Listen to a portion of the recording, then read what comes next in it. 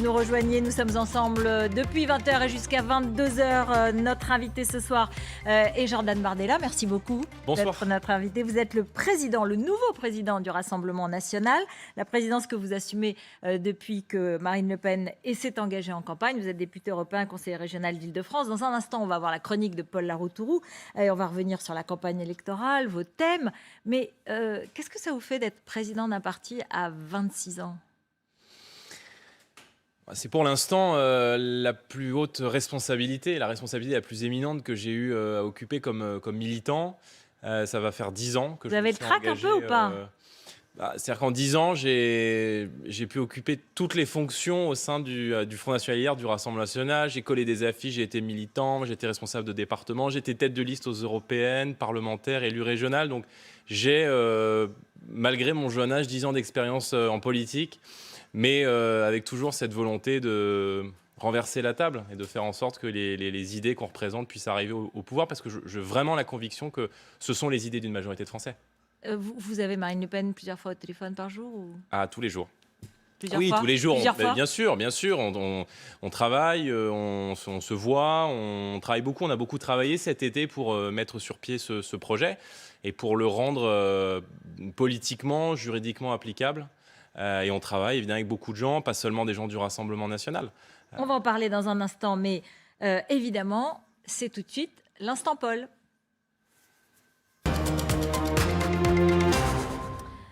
Bonsoir Paul, vous êtes vous faites partie des premiers lecteurs du dernier livre de Nicolas Sarkozy qui signait ce soir à Neuilly, dans une librairie à Neuilly, de sa ville évidemment, sa ville d'origine, la ville dont il a été maire. Exactement, avant de vous montrer toutes les images, une petite astuce, on sait que Nicolas Sarkozy est un ancien président de la République, c'est le protocole, c'est la politesse, mais il y est très attaché. Il ne faut pas l'appeler Monsieur Sarkozy pour la première question, il faut l'appeler Monsieur le Président. Donc pour qu'il réponde par la suite à nos questions, j'ai commencé. Bonsoir Monsieur le Président, comment allez-vous ? Bonjour Monsieur le Président, comment allez-vous ? Je vous laisse Monsieur le Président. Bien, merci beaucoup. Bonjour. Allez, on recule. Qui pour vous remplacer Monsieur Sarkozy en 2022 ? Monsieur le Président, ça va bien, ça va bien. Allez, on recule. Bonjour. Merci beaucoup. Bonjour à tous, merci, c'est vraiment gentil. Merci beaucoup. Bonjour. Nicolas. Bonjour. Nicolas,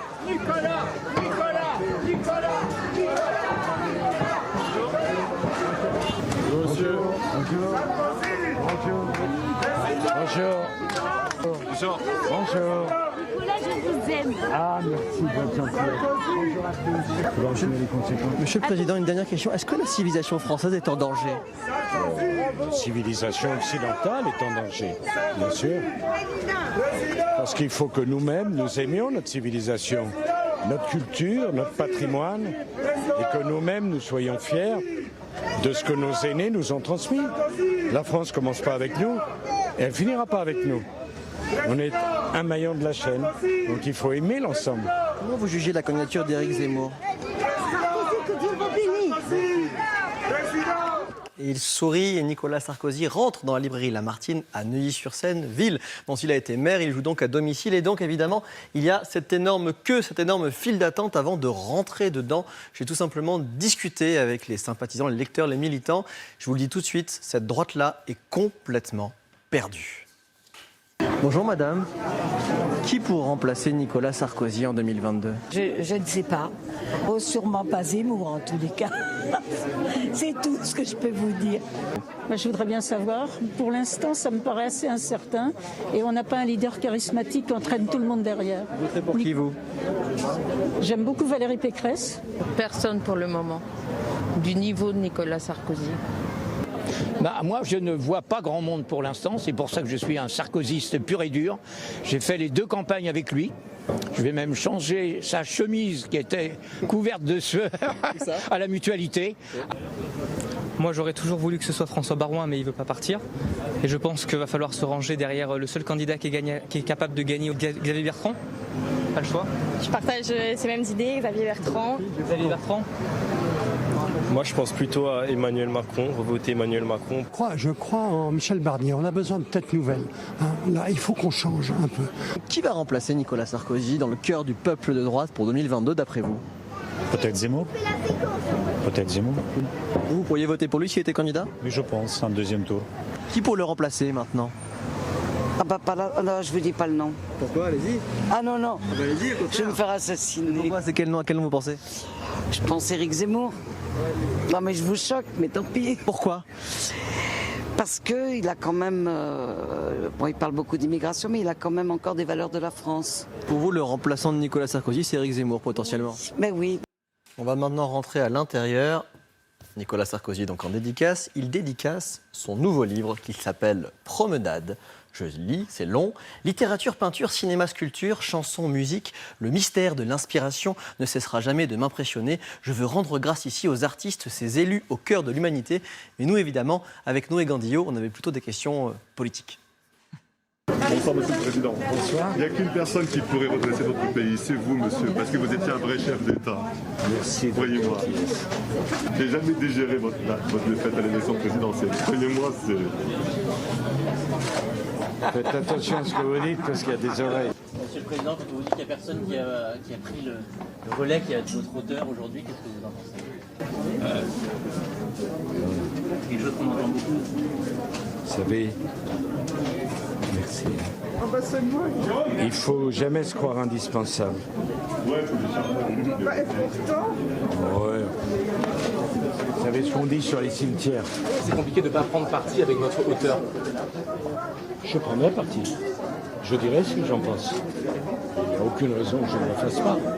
Pas maintenant. Si je le faisais maintenant, ça fermerait le débat. Alors que le débat, il a besoin d'être ouvert. Et vous pourriez prendre parti pour qu'il y ait un débat de votre avis politique, par exemple, le chef de l'État? Vous avez une façon très habile de poser des questions. Et moi, j'ai une façon très directe de ne pas y répondre. On verra. Il s'agit de la France, il ne s'agit pas d'un parti. Donc, laissons la campagne se dérouler. Cette dédicace s'est terminée il y a quelques instants. Moi, j'ai couru pour vous rejoindre en route, mais après mon départ, Nicolas Sarkozy a discuté en off avec quelques confrères qui ont la gentillesse de me dire ce qu'il avait dit. Et ce soir, Nicolas Sarkozy dit, je le cite, « Il ne faut pas diaboliser Éric Zemmour, il occupe une place que nous n'occupons pas ». Merci beaucoup, Paul. Très intéressant. Je vous ai vu sourire à plusieurs reprises, Jordan Bardella. Oui, parce que je me mets à la place des militants des Républicains. Moi, je suis un militant, je ne partage pas, toutes les convictions, toutes les valeurs des Républicains, même si on a énormément de points communs et probablement plus que de différences. Mais c'est difficile quand vous êtes militant, quand vous donnez de votre énergie pour un parti politique, quand vous aimez la politique, c'est-à-dire quand vous aimez votre pays, et que, eh bien, il n'y a personne pour conduire le programme, les idées que vous défendez. Pas encore, théoriquement. Pas et je encore. me dis que nous avons une chance inouïe, nous, en tout cas le camp national au sens large, d'être unis et rassemblés derrière une candidate qui peut aujourd'hui remporter l'élection présidentielle. Sauf que, il y a des sondages. Ces sondages, ils indiquent toujours que Marine Le Pen arrive au deuxième tour, en effet.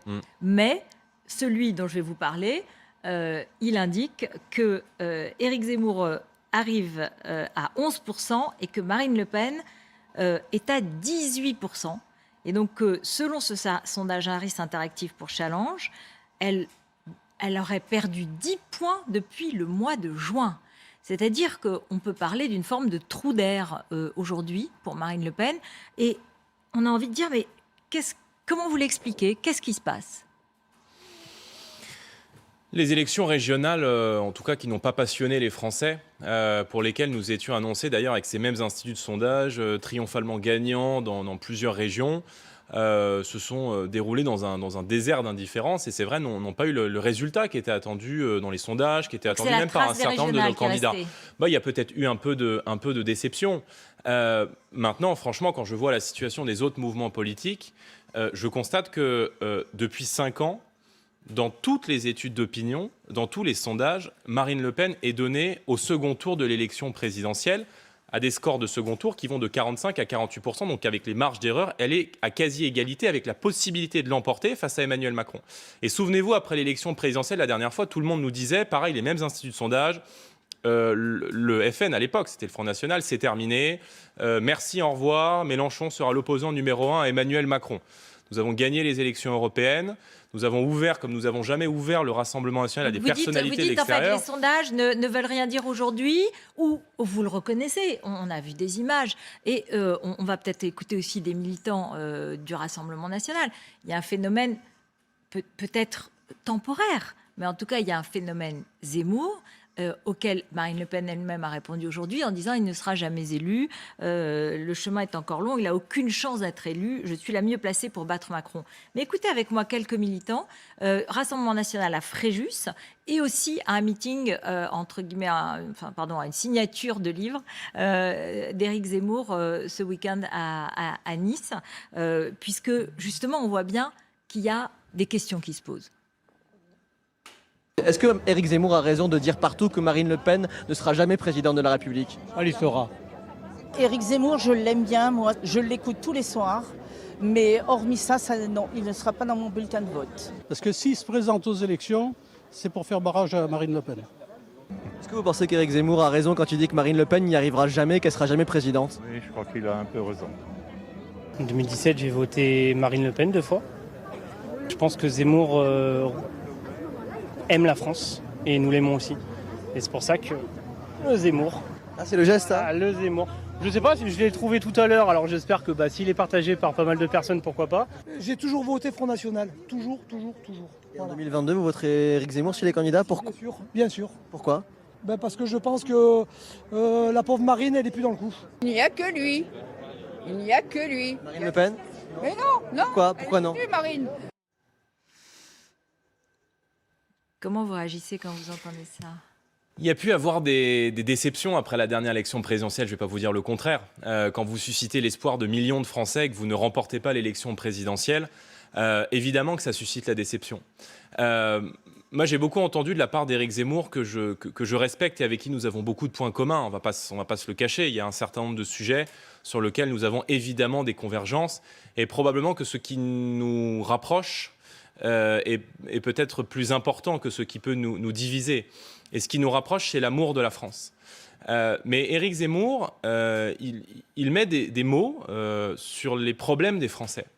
Nous y mettons des solutions. Nous voulons y mettre des solutions. Nous voulons résoudre concrètement les problèmes de l'immigration dans l'unité du pays. Nous voulons concrètement rendre du pouvoir d'achat aux Français. Et nous, toutes ces solutions, ça fait des années que nous y travaillons. La fonction tribunicienne, qui est celle d'Éric Zemmour. Vous la connaissez bien, vous l'avez beaucoup occupée. Et vous n'avez pas mais parfaitement, occupé non plus c'était celle de Le Pen, c'était celle de Jean-Marie Le Pen pendant des années. Mais nous, on n'en est plus à ce stade-là. Nous, on est dans l'incarnation programmatique. On nous a souvent, quand même, je pense que vous avez peut-être plus de recul là-dessus en tant qu'observatrice de la vie politique, mais on a souvent reproché d'avoir l'immigration comme seul sujet, comme seule obsession. Aujourd'hui, on veut apporter des réponses à l'intégralité des problèmes du pays. Évidemment qu'on a des points d'accord, mais vous me direz comme 80% des Français. Quand on pose la question à nos concitoyens, y a-t-il un problème avec l'immigration dans notre pays? Faut-il continuer d'accueillir, par exemple, des migrants dans notre pays? La réponse est non, à près de 80%. Lorsqu'on dit y a-t-il un problème de laxisme en matière de justice, il y a évidemment une majorité de Français qui est d'accord avec vous. Si vous êtes d'accord, pourquoi vous dites dans la paix civile? Vous voulez dire qu'Éric Zemmour, il y aurait la guerre civile? Je dis que nous, on ne se contente pas seulement de pointer une réalité. Quand Éric Zemmour indique par exemple que l'islam politique n'est pas compatible avec la République, moi je partage ce diagnostic, je partage ce constat, mais il faut être capable d'y poser des solutions et dans l'unité du pays. Je pense que non, lui il dit que c'est l'islam qui n'est pas compatible. Et vous dites l'islam est compatible, n'est-ce pas? Non, bon, d'abord je pense que c'est aux musulmans de répondre. Mais je dis que l'islam en tant que spiritualité, on peut parfaitement être français de confession musulmane, être assimilé aux valeurs de la République et participer de la communauté nationale. Je n'ai pas de débat là-dessus. Mais c'est pas la position d'Éric Zemmour. Représentation de système de loi, de système politique, parce que l'islam n'est pas seulement une foi, évidemment pose des problèmes de compatibilité avec nos lois, avec nos valeurs, avec nos coutumes et avec notre civilisation d'une manière générale. Alors, attendez, là, j'ai pas compris. Est-ce que vous dites l'islam est compatible avec la République ou il n'est pas compatible? C'est aux musulmans de répondre.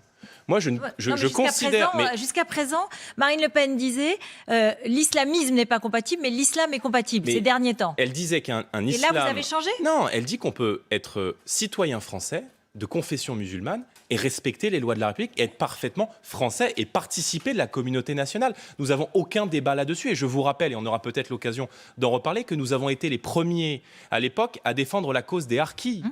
ces musulmans algériens, ces citoyens algériens musulmans avaient participé de l'armée française et avaient aidé l'armée française. Donc le constat, il est là aujourd'hui. Le fait que nous ayons sur notre territoire une civilisation qui est incompatible avec la civilisation française, c'est une réalité. Il y a des gens qui viennent aujourd'hui dans notre pays pour le changer, pour imposer le burkini, pour imposer le voile à des fillettes de 5 ans, pour changer notre manière de vivre dans un certain nombre de territoires et pour restreindre les libertés et les droits des femmes. Tout cela est partagé par une immense majorité de gens. Mais je dis juste, pour finir, et pour vous répondre très précisément sur Éric Zemmour, quand on décrit si justement comme il le fait, le déclin français, et un sondage paru récemment sur une chaîne concurrente disait que 62% des Français considèrent que notre pays est en déclin. Alors je crois qu'on a le devoir de se rassembler derrière la seule candidate qui est aujourd'hui en capacité de battre Emmanuel Macron. Éric Zemmour dit Marine Le Pen ne gagnera pas. Mais si Marine Le Pen ne gagne pas en étant créditée de 48% d'intention de vote au second tour de la présidentielle, qu'est-ce que c'est quand on est crédité de 10% au premier tour? Mais si demain Éric Zemmour... Donc vous dites le vote utile, c'est nous. Mais je dis que nous sommes le vote utile et nous sommes surtout le vote des solutions concrètes. On va y revenir, parce que justement, on va les détailler. Mais un petit mot. Quand Éric Zemmour dit qu'il faut interdire les prénoms étrangers, pas seulement aux musulmans, s'appeler Mohamed est une catastrophe parce qu'objet de discrimination, dit-il. Et c'est une erreur aussi d'autoriser les Kevin et les Jordan. Vous l'avez pris pour vous ou pas ? Je suis pas mégalo, je ne me suis pas senti directement visé, mais... Écoutez, moi, mon prénom, Jordan, est un marqueur social, ce n'est pas un marqueur culturel. Éric Zemmour vient donc dire on doit bannir les Jordan, on doit bannir les Kevin, et ça va jusqu'où? Donc, voyez bien, la nuance que nous avons, c'est que nous souhaitons résoudre les problèmes du pays, non pas en s'attaquant aux gens, non pas en s'attaquant aux personnes, non pas en pointant du doigt, mais en s'attaquant à des phénomènes. Et c'est vrai que sur les prénoms... oui, alors, il évoque un retour sur la loi de 93. Évidemment qu'on peut partager le constat que donner un prénom français qui est sur le calendrier français à ses enfants, évidemment que c'est une marque d'amour supplémentaire qu'on peut donner au pays. Mais qu'est-ce qu'on va dire à la famille, par exemple, d'Ahmed Merabet, vous savez, ce policier de Seine-Saint-Denis, ce policier de Livry-Gargan qui a été assassiné par les Kouachi devant les locaux de Charlie Hebdo en 2015.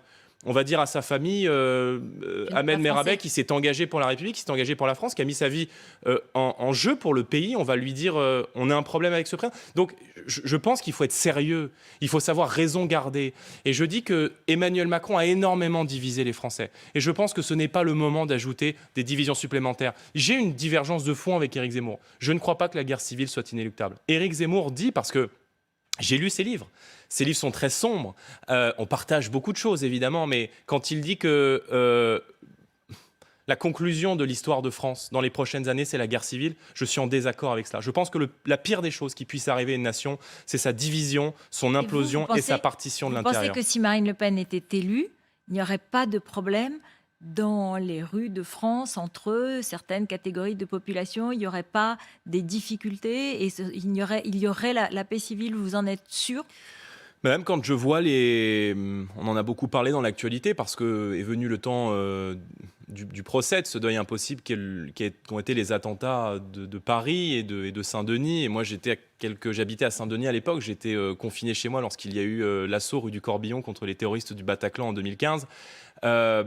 Quand on voit tous les jours des policiers pris à partie dans les banlieues, 85 faits de violence contre les forces de l'ordre commis chaque jour, quand on voit ces innombrables territoires dans notre pays où la police est accueillie au mortier, au cocktail Molotov, elle est là la division. Oui. Lorsque Emmanuel Macron, dans le cadre de son mandat... Vous pensez que si elle était élue, elle ramènerait la paix dans ces quartiers? Je dis que Marine Le Pen, en tout cas élue présidente de la République, donnera son mandat pour rétablir l'autorité de l'État et pour rétablir la paix civile. Et qu'en revanche, la réélection d'Emmanuel Macron, et elle est là la chose que je ne souhaite pas en avril prochain et que ne souhaitent pas beaucoup de Français, la réélection d'Emmanuel Macron amènerait un nouveau quinquennat de désordre, de chaos et de violence, y compris sociale. Jordan Bardella, il y a quand même un problème, c'est-à-dire vous nous expliquez que ce serait la paix civile avec vous et que vous avez le même constat mais que vous avez des solutions, sauf qu'il y a un certain nombre de Français, on les a entendus, qui ne croient plus en Marine Le Pen, et moi je me pose la question question.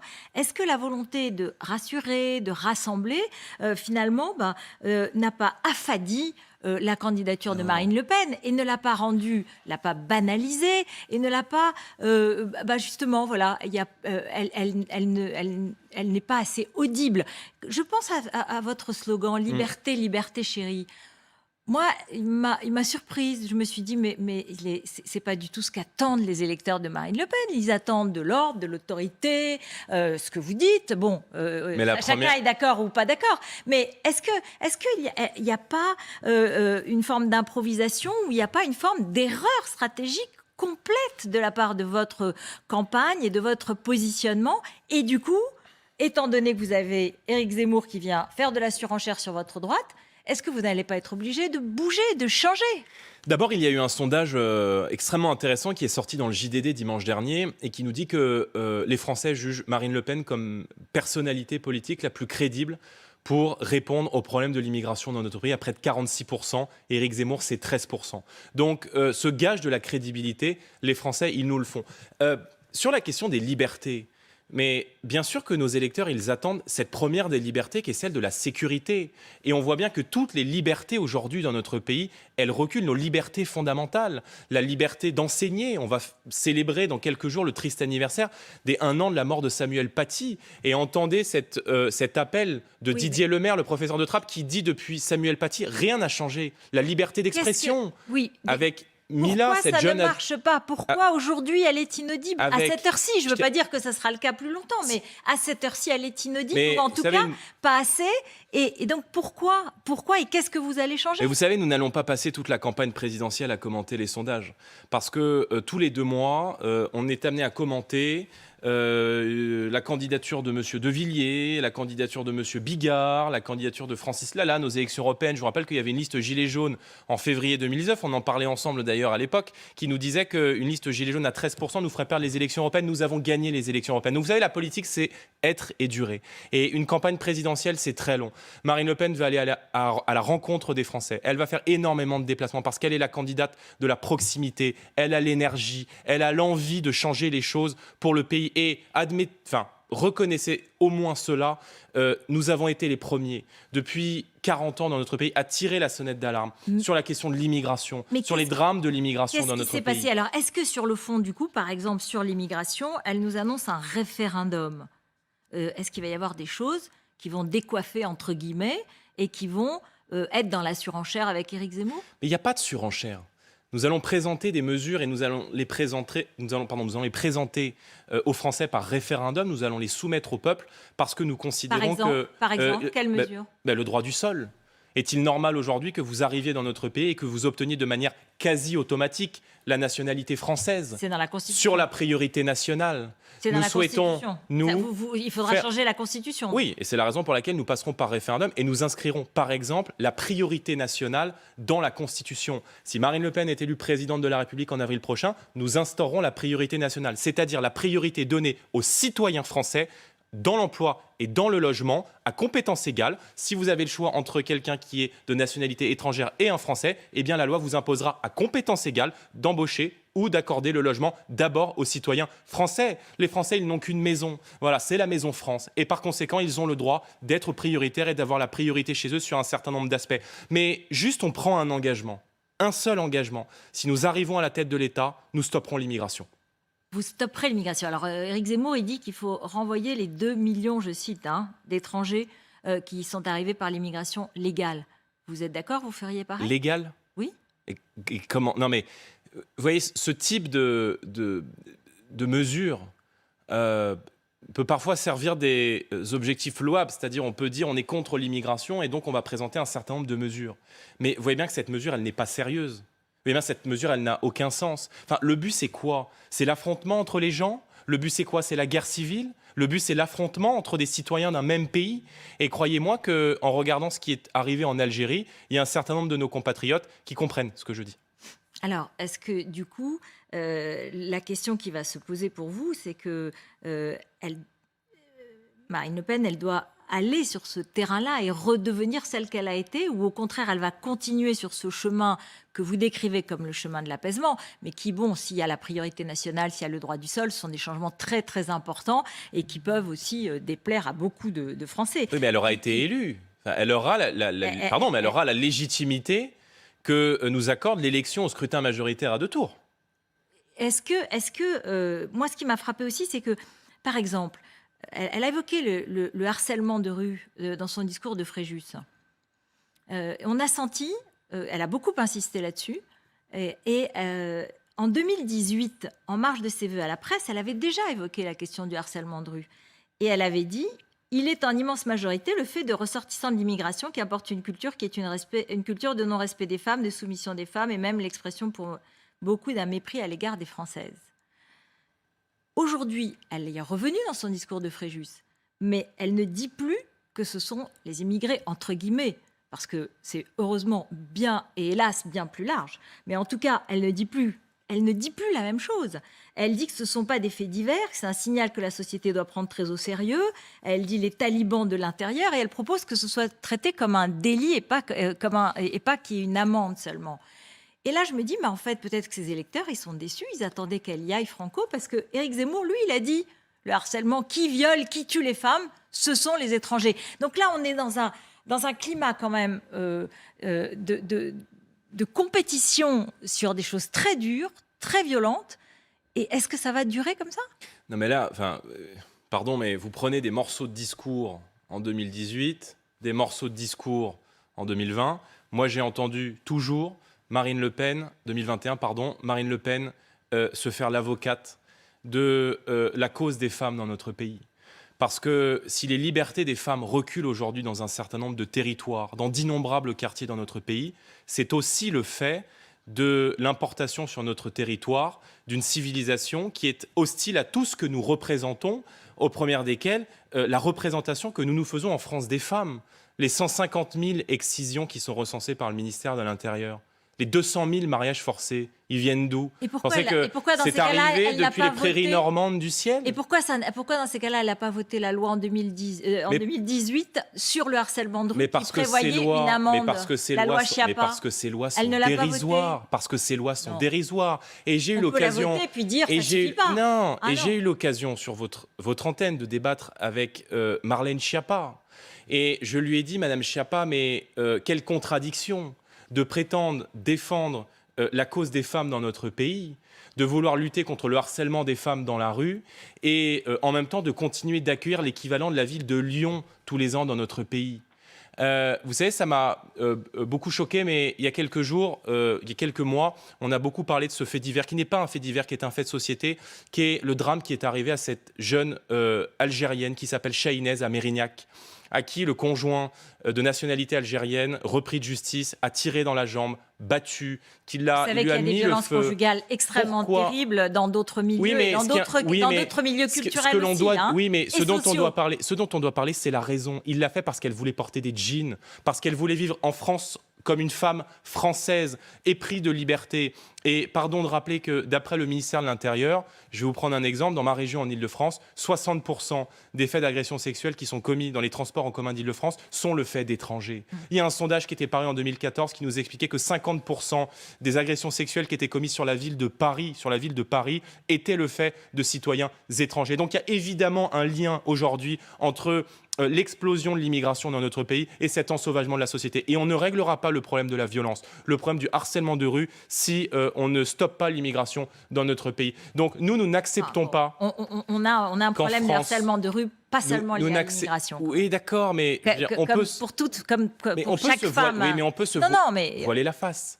Mais moi, j'ai des amis de 20-25 ans qui ne prennent plus le RER tard le soir lorsqu'elles rentrent parce qu'elles ont peur de rentrer seules. Et j'en ai même parce que là où j'ai grandi à Saint-Denis, j'ai grandi avec beaucoup de citoyens de confession musulmane. Et j'ai gardé beaucoup d'amis de confession musulmane qui me disent aujourd'hui, pour rentrer dans notre quartier, maintenant on porte le voile. Et on ne le portait pas avant, mais on porte le voile aujourd'hui parce que c'est le moyen d'être tranquille, c'est le moyen de ne pas se faire harceler, c'est le moyen de pouvoir rentrer chez soi en sécurité sans être interpellé, agressé, harcelé par les grands frères qui veulent imposer en France la charia, comme les talibans sont en train de le faire faire en Afghanistan. Donc oui, je refuse que des gens viennent dans notre pays pour le changer. Et oui, je dis que la première des libertés pour les femmes, c'est leur sécurité. Et que le moyen de protéger les femmes françaises, les filles de France, c'est d'arrêter l'immigration. La retraite, ça aussi peut-être c'est une question, votre programme économique. Il y a peut-être aussi des interrogations. Parce que moi, quand je vois que Marine Le Pen dit « je suis et je resterai favorable à la retraite à 60 ans avec 40 annuités », c'est quasiment la position de la CGT, qui veut aussi le départ à taux plein à 60 ans. Et alors je me dis, peut-être qu'il y a des électeurs de Marine Le Pen qui se disent, ou des électeurs des Républicains qui pourraient être tentés de voter pour Marine Le Pen, ou des électeurs de chez Marine Le Pen qui se disent, mais c'est pas raisonnable, c'est pas sérieux. Aujourd'hui, la retraite à 60 ans, c'est une vieille lune. Aujourd'hui, on part après 42 ans et 3 mois de cotisation, et dans beaucoup d'autres pays autour de nous, on part plus tard. Alors on peut pas être content, mais c'est la réalité, la responsabilité du pouvoir que vous revendiquez. Là, c'est la preuve que vous ne l'assumez pas complètement. Pourquoi ? Pourquoi ? Parce que vous n'aurez pas les finances pour remettre la retraite à 60 moi, ans pour tous les Français qui veulent partir. J'ai lu les... Bon, d'abord, c'est 40 annuités pleines. Aujourd'hui, on rentre sur le marché du travail en moyenne à 22 ans et demi, donc on partirait en moyenne à 62 ans et demi. Mais vous voyez, moi, ce qui m'intéresse, ce ne sont pas les statistiques. Ce qui m'intéresse... peut-être on peut esquisser les statistiques. Quand on veut occuper le pouvoir, on doit regarder les chiffres, et on doit regarder les budgets, et on doit regarder l'économie. Alors, dont acte, les projections qui ont été faites par le COR, le Conseil d'orientation des retraites, nous expliquent que d'ici 2040, la part des retraites dans le PIB, des dépenses dans le PIB, est globalement stable et ne va pas varier d'ici à 2040. Je dis juste que j'en ai un peu ras-le-bol qu'on demande toujours... Vous dites on peut se le permettre, c'est ça ? Je dis que...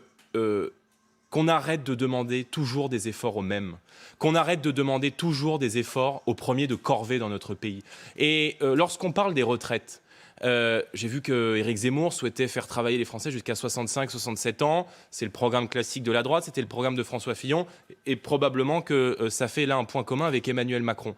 Mais quand on parle des retraites, on ne parle pas uniquement de statistiques, on ne parle pas uniquement de chiffres, de numéros. Il y a des millions de Français dans notre pays qui font des travaux extrêmement pénibles. Bien sûr, mais il y a des règles sur la pénibilité qui peuvent être améliorées, absolument. Qui travaillent dans le BTP, qui travaillent sur les chantiers, qui travaillent sur la voirie, qui ont un travail extrêmement pénible et qui n'ont pas la chance, contrairement à nous, d'être dans des bureaux qui sont chauffés en hiver et qui doivent travailler dehors dans des conditions extrêmement pénibles. Eh bien, je dis que oui, ces gens-là, ces Français-là, cette France d'en bas, elle a le droit de partir à la retraite après 40 annuités pleines, et surtout de ne pas mourir de fatigue au travail et de pouvoir profiter peut-être un peu. Je sais que ce n'est pas le modèle des libéraux, ce n'est pas le modèle que défend Emmanuel Macron, mais cette France d'en bas, elle a aussi le droit de profiter de la vie, de profiter de la retraite en bonne santé, parce que l'espérance de vie augmente peut-être dans notre pays, quoi qu'elle stagne, je crois, ces dernières années. Je ne veux pas vous dire de bêtises, mais en tout cas, c'est une certitude. L'espérance de vie en bonne santé, et notamment pour les femmes, elle stagne dans notre pays. Donc, effectivement, il y a un certain nombre de professions qui ont commencé très tôt, qui doivent pouvoir partir très tôt. C'est tout à fait prévisible et c'est déjà prévu dans les lois aujourd'hui. Et donc, en fait, on se dit... D'ailleurs, je crois, selon Le Monde, mais vous allez peut-être le démentir, il y aurait des débats à l'intérieur de votre parti là-dessus, avec certaines personnes qui se disent non, en fait, c'est pas très raisonnable. En revanche, on reviendrait à la situation. Enfin, c'est la loi qu'avait pris François Mitterrand en 81. Madame, moi, je ne suis pas un idéologue. Nous ferons toutes les économies qu'il y a à faire dans les mauvaises dépenses de l'État.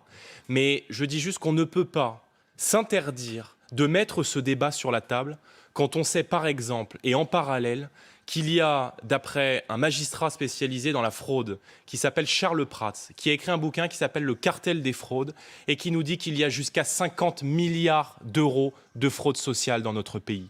Et puis, sous un certain nombre d'aspects, moi, je ne conçois pas qu'on continue, par exemple, d'offrir les soins gratuits aux clandestins dans notre pays, alors qu'il y a, par exemple, un Français sur 3 qui a de plus en plus de mal à se soigner en France. Donc, il y a des dizaines d'économies, de mauvaises dépenses de l'État à faire avant d'aller toujours taper au portefeuille les mêmes. Donc oui, on l'assume. Ceux qui ont commencé très tôt... Ça ne va pas être un peu le boulet de votre campagne, comme l'euro, comme la sortie de l'euro, que vous avez traîné en 2017, qui en fait n'était pas très bien, qui n'a pas été accepté concrètement, qui n'a pas été entendu par les Français. On n'est pas des idéologues. Je veux dire, sur la question de l'Europe, moi, je ne crois pas dans la sortie de l'euro. Je pense que... Vous y avez cru en 2017. Mais encore une fois, 2017... souvent on nous reproche par exemple que le Front National a été libéral dans les années 90, mais on n'est pas dans le même contexte. La rigidité de la Banque Centrale Européenne n'est pas la même, et on a vu avec la crise sanitaire que toutes les règles européennes ont volé en éclats. Et puis sont en train d'arriver aux responsabilités dans plein de pays européens des partis souverainistes. Voilà, des partis qui partagent avec nous la volonté de transformer cette Union européenne et d'en changer radicalement la donne. On veut tout changer sans rien détruire. Voilà, je crois que c'est ce qu'attendent les Français. Ils ont compris que l'Europe avait été totalement inefficace, d'une nullité effroyable durant la crise sanitaire, qu'elle est incapable de protéger les peuples, notamment en matière migratoire. Donc vous voulez sortir. Et donc nous voulons reprendre le contrôle du volant de la voiture. Ça, c'est le Brexit. C'est l'expression du Brexit. Ah bah si, c'est reprendre le contrôle. Mais nous allons aller... Ce sont les Brexiteurs qui parlaient comme ça. Nous allons aller devant les institutions européennes et nous allons négocier pour récupérer la maîtrise de nos souverainetés, pour faire en sorte que la France n'ait plus à faire valider son budget devant des technocrates non élus à Bruxelles, pour faire en sorte que nous puissions faire le patriotisme économique, c'est-à-dire qu'on puisse, par exemple, dans la commande publique, dans les marchés publics, donner un avantage à nos TPE-PME. Ce sont de grandes débouchés pour elles. Et c'est vrai qu'en matière d'entreprise, Marine aura évidemment l'occasion de détailler ses propositions, mais je pense que les chefs d'entreprise aujourd'hui, ils attendent de pouvoir respirer un peu par la baisse de la fiscalité, la simplification des normes et par des protections beaucoup plus importantes, parce qu'aujourd'hui, nos boîtes sont mises en concurrence avec la terre entière, avec des accords de libre-échange qui sont négociés très loin des peuples à Bruxelles, et j'en suis le témoin tous les jours comme parlementaire européen. Je voudrais qu'on écoute ensemble Nicolas Sarkozy. Aujourd'hui, il s'est exprimé sur la crise diplomatique, sur le malentendu, le drame, la rupture, enfin tous les mots sont utilisés avec les États-Unis de Joe Biden, et il a dit c'est très grave, c'est une trahison, et Emmanuel Macron a bien fait. Moi, je trouve que le président Macron a eu raison de réagir fermement. Entre alliés, ça ne se fait pas. C'est inadmissible. Quand on est amis, ça donne des droits et ça crée des devoirs. Et agir comme cela, ce n'est pas admissible. Il faudra en tirer les conséquences. Voilà, et il appuie en fait la réaction d'Emmanuel Macron. Oui, c'est quand même amusant venant de la part probablement du président français le plus américain que nous ayons eu sous la Ve République. Nicolas Sarkozy nous a fait réintégrer le commandement militaire intégré de l'OTAN, qui nous a placés totalement sous la dépendance des États-Unis d'Amérique. Et je pense qu'il est important aujourd'hui qu'on remette en cause, dans une volonté d'indépendance et de liberté, notre appartenance aux Nations Unies. En vérité, il faut que... je crois nous utilisions cette trahison, parce que c'est une trahison, pour nous libérer de la servitude dans laquelle nous sommes tombés à l'égard des États-Unis. Alors avec qui on travaille? Comment on fait? Mais on travaille de manière équilibrée avec des pays que l'on considère non pas comme des amis, mais comme des alliés. Les pays n'ont pas d'amis, ils n'ont que des intérêts, disait le général de Gaulle. Et probablement que le général de Gaulle avait cette philosophie qui était celle d'incarner une troisième voie entre les États-Unis d'Amérique et à l'époque l'URSS et aujourd'hui la Russie. La force économique, militaire, est-ce qu'on en a les moyens? Notre pays a été considérablement affaibli, mais le rôle du prochain président de la République sera de redonner à la France les moyens de sa fierté, les moyens de sa grandeur, et au premier rang desquels, évidemment, sa souveraineté. Et ça passe par la renégociation des accords que nous avons avec l'Union européenne. Je pense qu'il faut se libérer du commandement militaire intégré de l'OTAN. Et il faut sortir de l'OTAN complètement. Bien sûr, parce qu'en réalité, soit l'OTAN, qui avait pour but, au temps de la guerre froide, de lutter contre l'ennemi idéologique mondial qui était le communisme, se transforme et décide sur impulsion et sur volonté de la France, et c'est ce que fera Marine Le Pen si elle est élue présidente de la République, de devenir l'alliance des démocraties contre le terrorisme, contre le totalitarisme islamique, qui est le grand ennemi, le grand adversaire idéologique et civilisationnel du XXIe siècle. Soit à ce moment-là, nous en sortirons.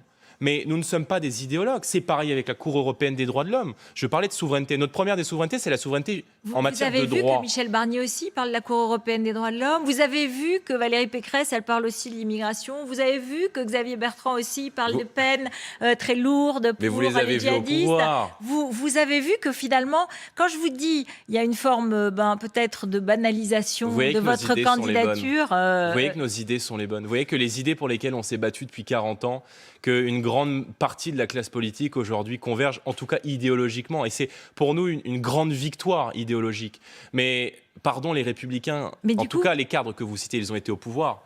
Moi, j'ai eu ces débats avec Valérie Pécresse pendant la campagne régionale en Ile-de-France, mais les Républicains qui viennent déplorer l'insécurité dans le pays aujourd'hui, comme Madame Pécresse, et qui ont hier, comme ministre du Budget, supprimé 12 500 policiers et gendarmes, vous vous rendez compte le cynisme, de ces dirigeants. Donc vous dites bravo à Emmanuel Macron qui en a rétabli et qui a recréé des postes.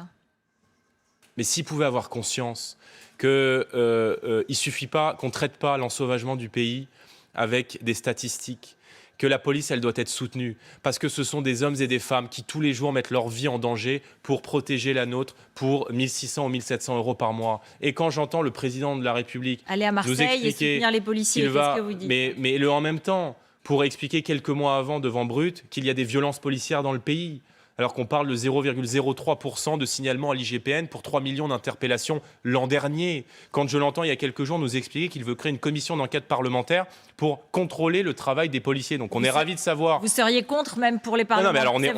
Ça donnerait aussi aux parlementaires du Rassemblement national un droit de regard. On est ravis de savoir que Mme Obono et M. Mélenchon vont contrôler le travail de la police. Franchement, c'est hyper rassurant. Mais honnêtement... La police, elle mérite d'être soutenue, elle mérite la présomption de légitime défense et elle mérite surtout, quand elle fait des mois et des mois d'enquête dans des conditions qui sont lamentables, que la justice fasse son travail. Et si Marine Le Pen est élue présidente de la République, l'un des premiers chantiers que nous engagerons, c'est un tournant majeur à 360 degrés de la politique pénale. Il faut arrêter le laxisme. Et vous voyez, quand les policiers arrêtent des types qu'ils ont déjà arrêtés 10, 20, 30, 40, 50 fois, on voit bien que le problème de fond, c'est la réponse pénale. Donc la tolérance zéro doit devenir, je crois, la norme. Est-ce que vous accepteriez de débattre avec Éric Zemmour ? S'il est candidat à l'élection présidentielle, il débattra avec des candidats à l'élection présidentielle. Donc avec Marine Le Pen, donc nous débattrons, mais probablement, il y aura évidemment des débats. Pour l'instant, il dit ne pas être candidat. Bon, c'est vrai que quand on envoie des parrainages, des formulaires de parrainage, on est dans une démarche qui est politique, mais je veux juste dire que... Vous en êtes où, pardon, vous, des parrainages ? Nous avons fait, je dirais, 2 tiers du chemin au regard du nombre d'élus que nous avons et qui donc apporteront leur parrainage à Marine Le Pen. C'est-à-dire on est entre 300 et 350, il en faut 500 qui doivent être déposés, je crois, en février. Donc nous allons évidemment partir aussi à la rencontre des élus parce que... Et sur le plan financier ? Je voudrais en profiter pour évoquer cette question parce qu'elle est malheureusement trop peu abordée. Le gouvernement a changé, il faut le savoir, les règles de financement des campagnes électorales. Pendant la dernière élection présidentielle, comme pour les élections européennes, vous pouviez recevoir des prêts de particuliers qui prêtaient à la campagne et vous étiez ensuite remboursé. Le gouvernement a interdit cette possibilité de le faire, laissant quasiment les partis politiques aux mains des banques. Or, je rappelle que Marine Le Pen a été en 2017 la seule candidate à ne pas avoir eu de prêt de la part des banques. Donc il y a là un vrai sujet, un vrai scandale démocratique. Le gouvernement s'était engagé à créer une banque de la démocratie pour pouvoir financer librement et en transparence totale les mouvements politiques. Ça n'a pas été le cas. Et donc évidemment que la démocratie aujourd'hui est verrouillée au regard des règles qui sont imposées pour se présenter à l'élection présidentielle. Donc... malgré quelques turbulences aujourd'hui, malgré quelques difficultés, vous voyez le chemin, vous vous dites en fait c'est un épisode, c'est une anecdote de la campagne, Éric Zemmour, et ça passera, il ne pourra pas... Enfin, il sera candidat, il aura des parrainages, ou vous n'y croyez pas. Non mais, soyons francs, je ne peux pas penser que dans votre parti, vous vous dites pas, oh là là, bon, là, il y a des sondages, il y a un phénomène, qu'est-ce qu'on fait ? Oui, mais Et donc vous en discutez, vous remettez en question. Mais bien sûr qu'on le fait. Je dis bien sûr qu'on le fait. On regarde cela avec grand intérêt, mais je veux juste dire que cette élection présidentielle, c'est pas une élection présidentielle, c'est un choix de civilisation. Notre pays est menacé de disparaître. C'est aussi ce qu'il dit. Hein. Il est menacé de disparaître. C'est exactement ce qu'il dit. Hein. Mais je m'en réjouis. Et si demain, 60 millions de Français pouvaient partager notre diagnostic, nos idées, je m'en réjouis. Et quand je vois que 80% des Français nous rejoignent aujourd'hui sur la question de l'immigration, je m'en réjouis. Parce que nous avons été les seuls à porter ce débat et on peut au moins nous accorder ce mérite de la légitimité idéologique. Mais cette élection présidentielle, c'est un choix de civilisation. Voilà. Est-ce que Emmanuel Macron est réélu ou non ? Est-ce qu'on va vers un nouveau quinquennat de désordre, de casse sociale, de saignée fiscale à l'heure où les prix des carburants et de l'essence n'ont jamais été aussi hauts ? Ou alors, on fait en sorte que la seule qui est aujourd'hui aujourd'hui en capacité de battre Emmanuel Macron et d'amener des idées qui sont majoritaires dans le pays, de lui donner les moyens de rendre à la France son destin et de pouvoir rester elle-même dans ce 21e siècle. Merci beaucoup. Merci à d'être venu vous, sur notre plateau.